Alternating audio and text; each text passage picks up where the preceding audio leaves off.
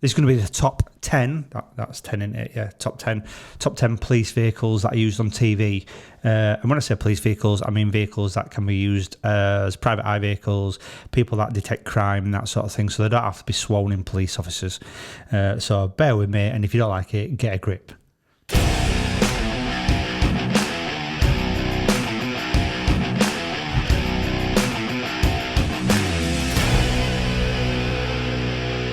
Good morning, everyone. Well, is it are we on morning? I don't know. Is it morning?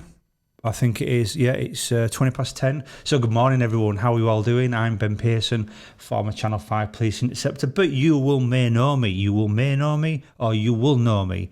You may know me from other programmes now, such as Caught on Camera on Channel 5, Highway to Hell on Channel 5, and loads of other stuff, really.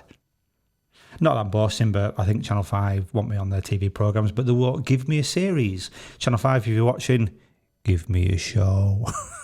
Right, so this video today is absolutely on my head. It's buzzing out of my mind again. It's going to be another top 10, top of the pops, top pickers chart. It's not Googleable anywhere. Googleable, that's a new word. I've just made that up. I'm going to patent that and put it in my pocket. It's not available anywhere. It's all up there in my mind, and it's what I think, so you can disagree as much as you like, but these are what I think is going to be the top 10 TV used cars. Coming in at number 10, people, is the Ford Gran Torino from Starsky & Hutch. This is a V8. It's roughly 435 brake horsepower, and it's a 351 Windsor engine in, which is a big power plant. 0-60 is roughly about 5.6 seconds with a top speed of 130 miles an hour. However, this is all camera trickery. The vehicle didn't really do that. It had a sticker on the dashboard saying do not exceed 50 miles an hour due to the gearbox. The drive shafts and everything else could blow the engine. All the camera trickery were it handbraking around corners, skidding. It never really went above 50 miles an hour, but it did make Starsky & Hutch look very, very good in the 70s. And if I were in the 70s, it's something I definitely want to drive. The paint scheme's fantastic in the red and white with a tick. And yeah, that's why it's coming in at number 10. It's Ford Gran Torino. If you don't like these, please feel free to turn off. But if you want to see what's at number 1, stay with us. Coming in at number 9, it's the Ashes to Ashes Gene Hunt's Audi Quattro Turbo. This is a 2.1 four-wheel drive power plant. Pushed Gene Hunt around 0-60 in 7 seconds with a top speed of 135 miles an hour. These cars are sexy as hell to look at. In the 80s, they were all over the roads, and they're basically just a rally car that's built for the road. Gene Hunt famously said, fire up the Quattro, and in today's day and age, the car would still hold its own on the roads compared to other hot hatches or other supercars. The only thing with these cars is finding parts. Finding parts for an old school Audi is like rocking horse shit. You've got more chance of finding Jesus' nappy than you have finding a part from an Audi Quattro Coupe. But if you want to buy one, it's probably going to be best part of £20,000 to £30,000. And I can't remember what they've said, but I'm sure this Ashes to Ashes car sold for a lot of money. If you've not seen Ashes to Ashes, watch it. It's a programme, old school, about police officers in the 70s and 80s. And apparently Gene Hunt has got more fingers in his pie. No, what's he got? More fingers in a pie than a leper on a cookery course. So coming in at number 9 is Gene Hunt's Audi Quattro 2.1 turbo. Fantastic car, sexy on wheels. I like it a lot and I want one. Right, let's fire up the Quattro. Coming in at number 8 is the Rover SD1. Number 8 is the Rover SD1. I've had a lot of people say on my last review of Top of the Cops police cars why the Rover wasn't there, and this is why it wasn't there, because it's been saved for this video. Now this is a Rover 3.5 litre V8 engine, which in the 80s, if you had one of these, normally a lot of things like the Vanden Pla and all this sort of stuff, it were a great car, a very powerful car, and people loved it. In 0-60 on these cars were roughly 7.5 seconds with a top speed of 130 miles an hour.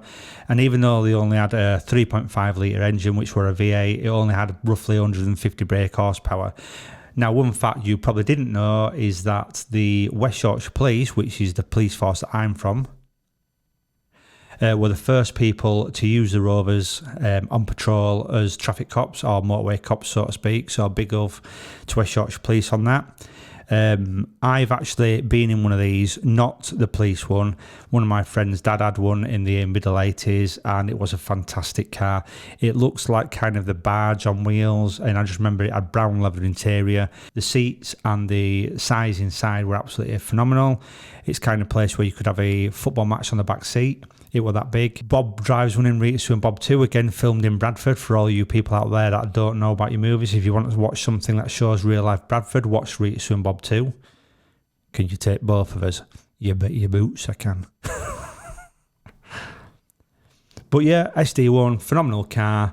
Rover, you did a good job there, and a lot of these engines now are all taken out and used in pretend AC Cobras, kit cars and everything else of that like. So yeah, it were driven on the bill, made famous by the bill, and that's why it's coming in at number 8. So number 8, people, is the Rover SD1 3.5 litre V8. Coming in at number 7 is the Blues Brothers Dodge Monaco. This has got a 440 Magnum engine in, throws out 275 brake horsepower. Due to it being weighing like probably as much as the Titanic, 0-60 were about 9 seconds, and it only could reach 120 miles an hour. This were in the Blues Brothers movie because Dan Aykroyd tipped his cap to all pursuit vehicles at the time, and this one was the most powerful. I've seen one in real life. They had one down at a local pub not so long since with a speaker on top because they had the Blues Brothers band playing. And yeah, it's not the original Blues Brothers band. Dan Aykroyd couldn't make it. He was busy filming. But yeah, that car has an awesome chase all around Chicago. Leads to hundreds of police vehicles being smashed. They've got the cigarettes. They've got the sunglasses on. That's why number 7 is the Blues Brothers Dodge Monaco. Absolutely beautiful car. Looks like a pile of shit though. Probably drives like a pile of shit. And it weighs as much as a pile of shit. If the pile of shit were like 10,000 stone. Coming in at number 6, people, it's Inspector Morse's Mark II Jaguar. Now, these came in lots of different engine sizes, all from years of the 50s up through the 60s, and I believe Morse's were a 2.4 litre. As for statistics on this, I'm not really going to give anyone because I can't really say, but I've been told 0-60 is around 12 seconds and a top speed of 118, 19 miles an hour.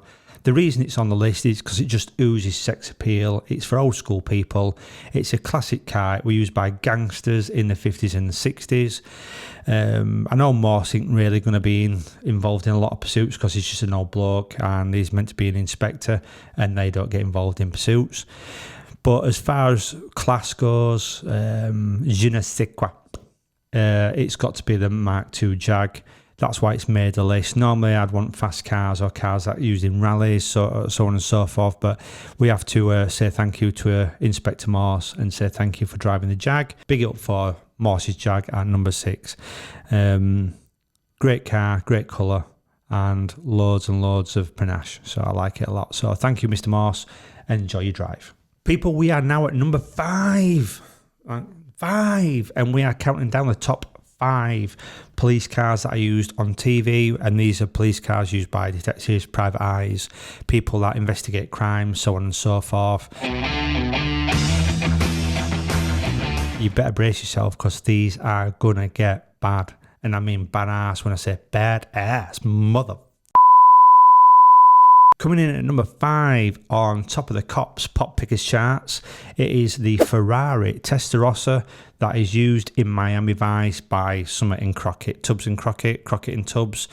I don't know the names, but they all wore white flannel suits, sandals, and some sort of salmony pink t-shirt with mullets. They drove a white Ferrari Testarossa at the time in the 80s and 90s. This Ferrari Testarossa was a 4.9 litre. Oh, my phone's just buzzed. Sorry about that.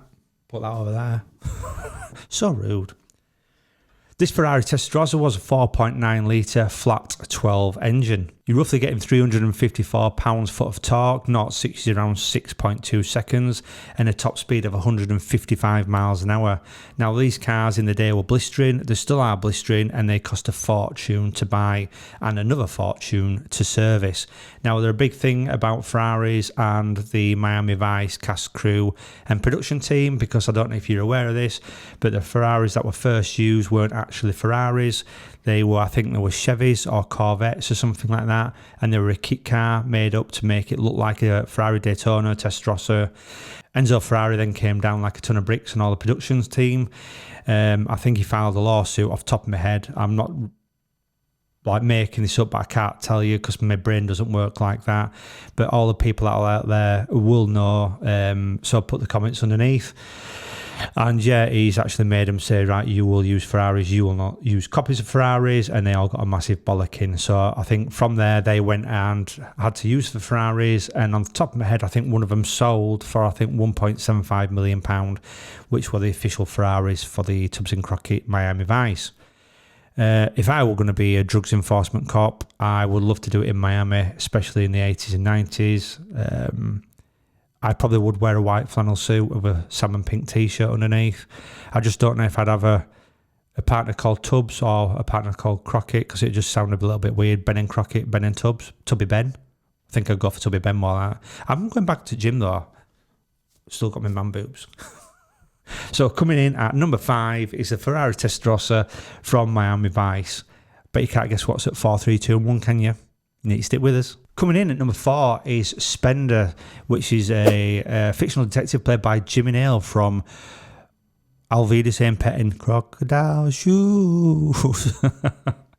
This 2-litre turbo 4-wheel drive car, 204 brake horsepower, 0-60 in about 6 seconds, and a top speed about 148 miles an hour.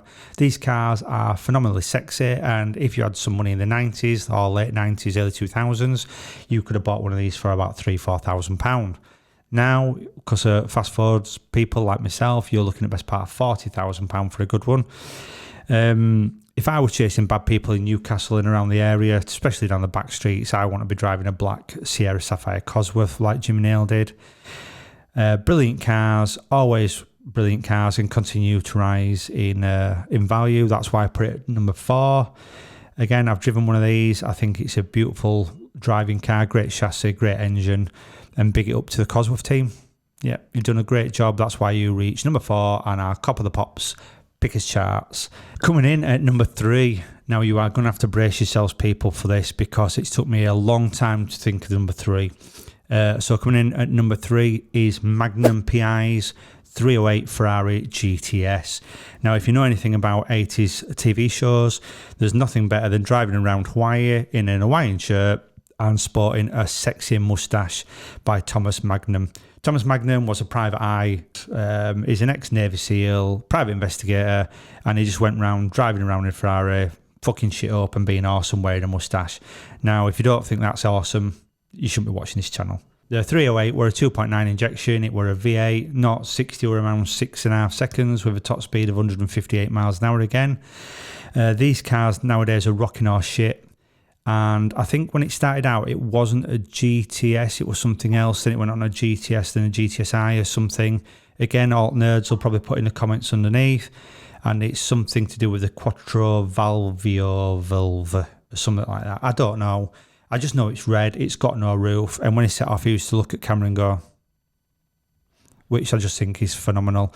If you don't know the program, put into Google Magnum PI and listen to the soundtrack as well. He gets loads of ladies, he drives a fast car, he lives in Hawaii, and he looks good in a moustache. What else do you need? I mean, if I cut my beard off, do you think I'd look same? So coming in at number 3 is Magnum PI, Thomas Magnum's PI.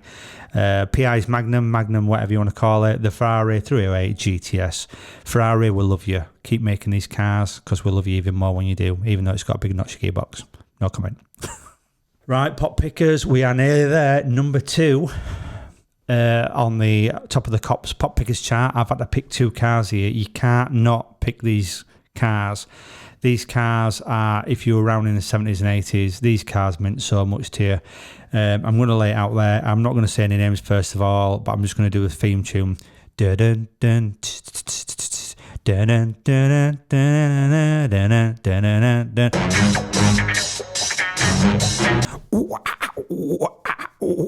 don't know what that is. That's right, it's the Professional Bodie and Doyle's 3-litre Capri S and RS 2000. So they've been swapped around a lot of these vehicles, and they started off with different cars and they've gone through certain phases from TR7s up to Capris. RS2000s, and the list goes on. I think they ended up with a 2.8 Brooklands, but Bodie and Doyle at a certain point in the series drove an RS2000 on a fake registration plate and a 3-litre Capri S. I'm not going to give you any stats for these, because if you look at the stats, they're probably going to be slow compared to normal cars, but it's not about the stats, it's about the 70s and 80s lifestyle. It's about the driving, the no power steering, the limited efficiency on the brakes, the feeling all the vibrations through the car and the steering wheel. It's about just looking good when you handbrake turn, and it's about being part of CI5, which, if you don't know what CI5 was, it's a bit of a cross between MI5 and MI6. Bodie and Doyle, two badass special forces experts, martial arts experts, just used to carry guns and shoot people, then drive around London doing handbrake turns, wearing flares and wing shirts, big collars on the shirts. Awesome program to watch, awesome cars to drive. So yeah, coming in at number 2 is Bodie and Doyle's Capri and RS2000. Now, if you are at home now, please get on your knees and say thank you to Bodie and Doyle for being awesome. Thank you for bringing the awesome car chases to the 70s TV when there wasn't a lot of things like that around, and just for being badass people. So yeah, big up CI5, big up Bodie, big up Doyle, and big up those cars. That's at number 2 on our Top of the Cops Pop Pickers charts, is the Ford Escort RS2000 and the Ford Capri 3-litre S. Can't say any more than that, can you? Oh, brace yourself, people. Brace yourself. Top of the Cops. Oh, God, here we go. So, you've probably all got your own versions of what you want. And I'll give you a quick 3 seconds. What's your guesses what it is now? Shout at the screen. You're all wrong. You're all wrong. So, coming in at number 1, it took me ages to think of this, but this car is a car from my childhood and hundreds of thousands of people's childhoods. Coming in at number 1 is the Ford Falcon GT XB Pursuit Special from Mad Max. Gudgeon. Yes. Can't get a better car than this. This is a 5.8 litre, 351 cubic inch motor. It's got a 671, I think it's a 671 supercharger strapped at bonnet, and it rakes in a roughly around 600 brake horsepower. Now that is giving me a little tingle in my pants, and I think I've just had a wee. On the film, they've strapped a big supercharger to the bonnet. It's not really on the bonnet, it's actually in the engine. It's a bit of a fad really, because it says you can flick a switch on and off, but we all know that you can't do that with a supercharger, and it's not possible. So that is a bit of a myth for the film. And also they've put a 200 litre fuel tank on the back to hold extra fuel, because that's what you'll need every time you start this engine up. It will only probably go 4 miles before you need to fill it up and get to the petrol station. And so as a Pursuit Special, going at 160 miles an hour, you're probably going to burn through that fuel in about 3 minutes. But on the show, on the film Mad Max 1, 2 and 3, or whatever it is, Beyond Thunderdome, this car were absolutely fantastic. It sits on the road, it's nose down, arse end in the air, pipes coming out from either side of the bonnet.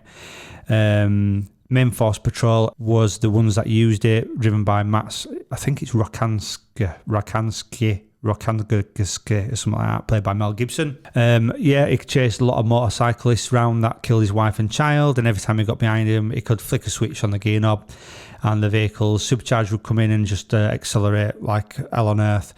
This car has been the dream of so many around the world, and that's why it has to hit number 1 on the Top of the Cops TV cars.